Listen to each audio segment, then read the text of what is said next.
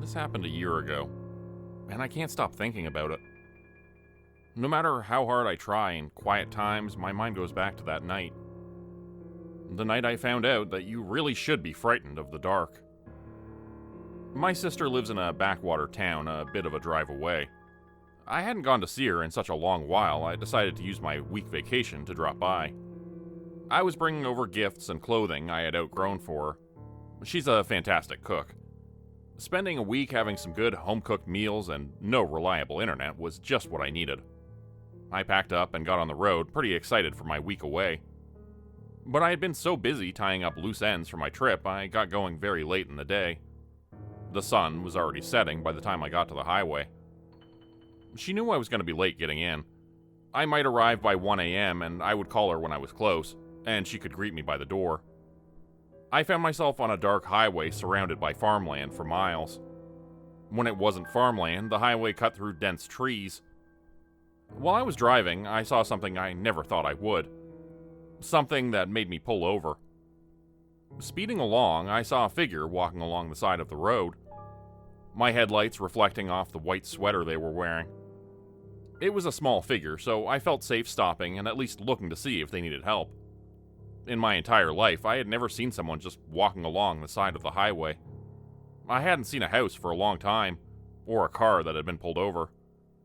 I had no idea where this person came from or where they were trying to go. I stopped my car and got out trying to get a good look at the person in the dark. They had also stopped when I pulled out in front of them. I lifted my hand and gave a weak wave, and got one back. "Do you need help?" I called out and waited. When I didn't hear anything, I started to walk towards them. It wasn't a good idea for a short woman like myself to approach a stranger on the side of the road. It could be an ambush, but my brain wasn't thinking about that. I was concerned about the figure that was clearly a child. When I got close enough to see, I could tell he couldn't be older than 13. I was guessing it was a boy, but it was hard to tell with the baggy clothing and shoulder-length wavy hair.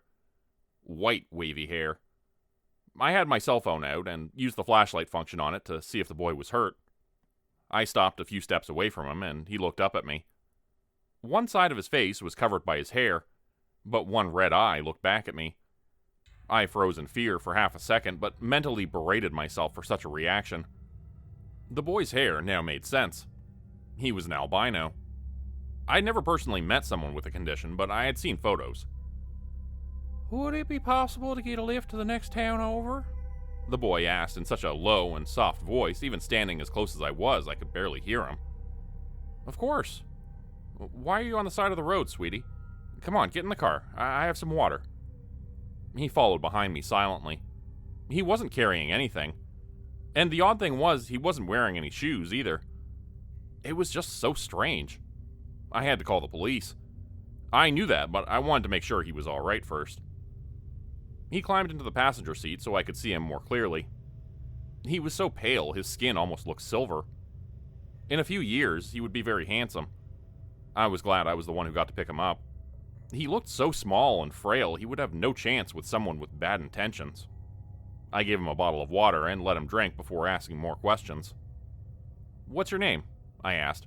"I'm Nicky." I added my name in, thinking that he would be more comfortable if he knew it. "Elly?" Again, he spoke so softly I could barely hear him.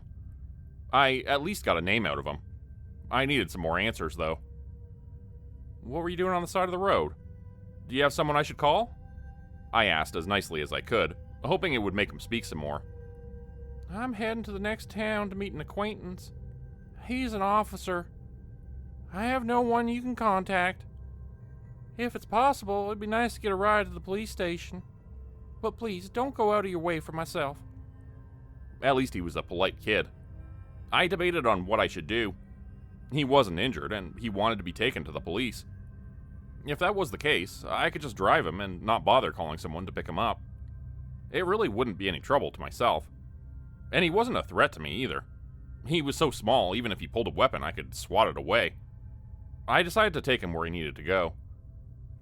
"Alright, I'll take you. Are you sure there isn't someone I can call?" I asked once more. He only shook his head. Either the poor kid really didn't have any family, or he was running from them. At least he was on the way to some help, so I decided not to press the matter. I started up the car and put in directions into my phone to the police station he wanted, and we were on our way. The whole thing was a bit weird, but not supernatural weird. That part came after. Elly didn't talk while we drove. The poor kid must have been so exhausted from walking he nodded off. I was glad he trusted me enough to nap right beside me. I would send a message to my sister telling her I would be late. We drove in silence for a little while, when I saw yet another thing I was never expecting to see. A car just sitting in the middle of the road. I saw it soon enough that I slowed down and stopped a few feet from it, just staring at the odd sight. We were on the highway, but it was the dead of night and I saw no other cars. Plus, any cars coming up behind us would see both cars stopped soon enough to brake safely. The car had the driver's side door open and the passenger door open. It sat on a strange angle, idling. When I reached to undo my seatbelt and get out to see what was going on, I felt a small hand on my arm and it made me jump. "Keep driving." Elly's voice was so stern it froze me in my place. It was no longer the voice of the soft-spoken child I had heard before. But someone could be hurt, I stammered, not knowing how to react. "They're already dead." My mind couldn't process those words. I suddenly started to question who I had let into my car, and if I was safe. But my rational mind said that the car in the middle of the road was a trap. Once I got out, I could be dragged into the middle of the woods by whoever put the car there to start with. Movement made me pull my gaze away from Elly and to the road. Out from the front of the car, a large dog came trotting out to stare at us. At first, I thought it was a breed of husky, but it took me a few moments to realize my mistake. That wasn't a dog, but a wolf. I had never seen a wolf in person before. They were much bigger than I ever thought. Its yellow eyes stared us down, waiting for us to react. Then another came out of the trees. This whole thing was crazy. My mind couldn't put together the two facts of a car in the middle of the highway and wolves wandering around it. Wolves weren't native to the area. Coyotes maybe, but not wolves. If the car was placed there to ambush people, then why were wolves around it? I didn't understand any of it. I understood less when the wolf by the car started to stand up. My throat closed up and my body tensed as I saw the creature seamlessly turn from a wolf just standing on its back legs to a hulking, monstrous form that towered in the darkness before us. "Drive," Elly ordered, and his hand gripped into my arm, hurting just enough to bring myself back. "I don't understand," I said, still a bit dumbfounded. "Silver King. Oh, Silver King. A pleasure running into you here. Come out to greet us." The figure standing in the road roared at us in a booming voice, and outstretched its clawed arms in greeting. It was covered with dark, rough fur with a body similar to a man. Its head was large, but looked like the wolf that had been looking at us seconds before. Its legs were the same as the wolf also, and I wondered how it was even standing. Behind it, a tail nearly the size of its body moved back and forth. Is that a werewolf?" I asked, the idea sounding completely insane. Monsters weren't real. They just weren't. I couldn't believe what I was seeing right in front of me. Standing there, beckoning us out. I looked over at Elly, expecting him to disagree or even call me crazy. But I only saw a look on his face, saying not to ask him to say the ridiculous truth out loud. Before I could ask again, the creature outside spoke. "Come out. We have such treats tonight." On its odd legs, it walked over to the idling parked car and easily ripped the back door off, so he could reach in and bring something out. My blood froze when I saw he was holding a stuffed rabbit. A child had been inside that car. My head started to swim and I felt sick. Again, my hand went to my seatbelt, even though I had no idea how I could help in any way. "I told you they're already dead. Do not leave this car. I cannot protect you," Elly warned in his gravely stern voice. Did he just call you the Silver King? What's that about?" I demanded in a low hiss.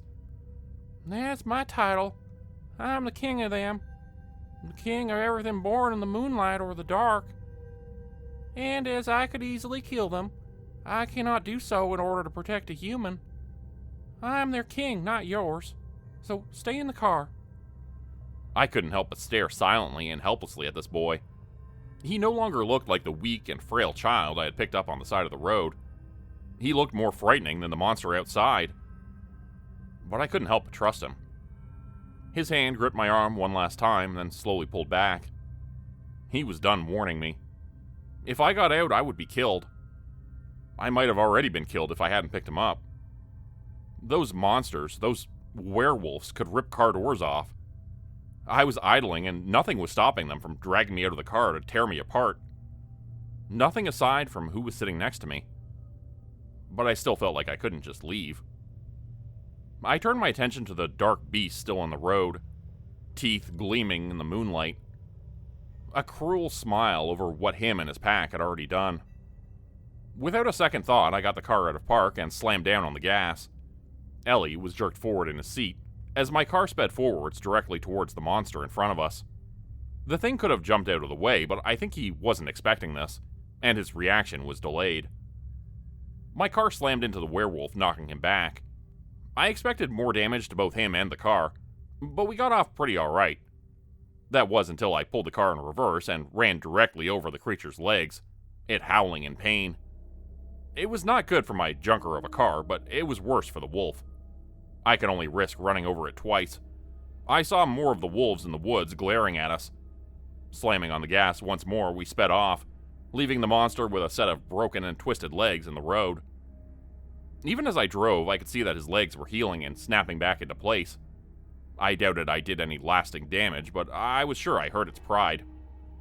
The others in the woods could have caught us before we got away, but my passenger must have scared them enough to stay away. We were silent for a long time as I drove along the empty road, listening to my car making grinding noises from time to time. Was that stupid? I asked finally. Yes, but justified. I wanted to laugh. The whole night had just been so out there, I didn't know what else to do. But I held it in, thinking it would be in poor taste. Once my racing heart slowed down, I noticed I was going well over the speed limit. I thought to slow down, but would rather the ticket instead of those creatures catching up. Elly didn't talk to me again until we arrived at the police station. Are those things gonna find me? I asked slowly. Nah, I doubt it. They're unaware of your relationship with me. If you had some future use and they killed you, I'd be very upset with them. And creatures of the night do not wish to upset me. I sighed in relief, but it came too soon. However, since you have encountered something like them, you're more likely to encounter something else you humans would call supernatural. You're almost guaranteed to be killed by a supernatural threat after surviving the first one. I'm unsure of when that will happen. Could be when you're 100 or a week from now. Going by your luck, seeing as you came across myself and a pack of wolves in the same night, I think you won't have a long life. I should have been worried about my bleak outlook, but I couldn't help but want to laugh again by Elly apparently being embarrassed calling them werewolves. I wonder why he disliked it so much. Is there anything I can do about that? I asked, hoping for a good answer. Enjoy the life you have left. You humans could die at any second. You just happen to know the most likely reason why you're to perish. I would suggest not to fear it. Just live the way you would like. It wasn't the answer I was hoping for, but I would take it. My face fell trying to figure out what my life would be like from now on. How would I be able to live knowing there were things in the dark just waiting for me? Elly noticed my face and let out a small sigh. He looked between me and the police station we were parked in front of. You did me a favor, so I shall grant you one in return. If you come across something of the night, and if you have time to do so, tell them you are useful to the Silver King. However, you may only use my name once, and I do not promise the thing you shall face will spare you. It only gives you a better chance of survival. I didn't know much about this world, but even I could tell that was a great big favor he was giving me. I was thankful for it. Just dropping his name may give me a few more years of my life. He saved me twice that night. And all because I gave him a ride. Thank you. I gave him a smile and watched as he got out of the car. I waited until he was on the steps of the police station out of habit. He could handle himself, but I still wanted to make sure he was getting safely inside. I sent my sister a message saying I was a bit late, but I was going to be there soon. Then I drove off, leaving the odd child behind. Since then, I haven't seen anything strange. I sold my car while I stayed at my sister's place and got a new one, just in case a certain wolf remembered what hit him while I drove back home.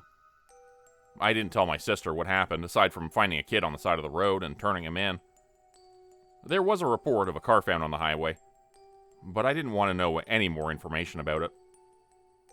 I didn't want to know who was lost that night, and how I couldn't do anything to help. I still can't help but wonder how Elly is doing, and who he was meeting that night. But it's best if I never see him again and never find these answers.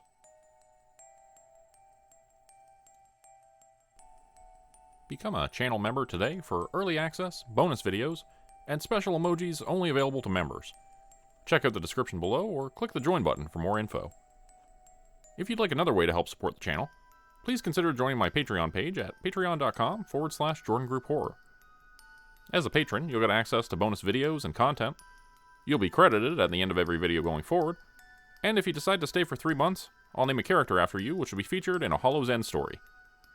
Links to join the Patreon are in the description. Thanks everyone for listening. Please like, subscribe, and comment to help the channel continue to grow. And see you again next time at 4 p.m. Eastern Standard Time. Hope you have a great night.